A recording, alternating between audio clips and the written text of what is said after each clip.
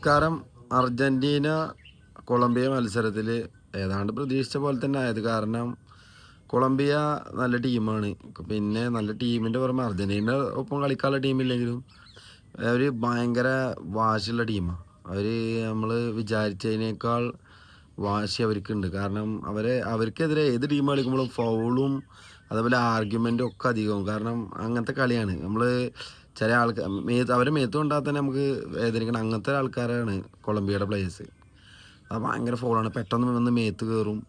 അങ്ങനെ അവരെന്താ പറയുക, അവർക്ക് കളിക്കുമ്പോൾ ഇഞ്ചുറികൾ കൂടുതൽ. നെയ്മറിൻ്റെ പരിക്ക് കിട്ടിയാൽ തന്നെ അവർക്കെതിരെ കളിക്കുമ്പോഴാണ്.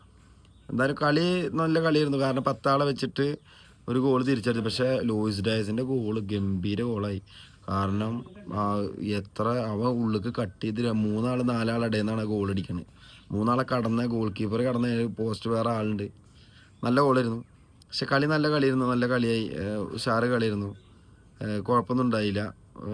10 ആളെ വെച്ചിട്ട് എൻസോ ഫെർണാണ്ടസ് റെഡ് കാർഡ് വന്നിട്ടും 10 ആളെ വെച്ചിട്ടാണ് ആ ഗോൾ തിരിച്ചടിച്ചത്. നല്ലൊരു എന്താ പറയുക. പിന്നെ അർജന്റീന എന്ന് പറഞ്ഞു കഴിഞ്ഞാൽ അറിയാലോ, അവർ ഓൾറെഡി കറൻറ്റ് ഇത്ര ഫോമുള്ളൊരു ടീം വേൾഡ് ഫുട്ബോളിലില്ല, രാജ്യങ്ങളിൽ.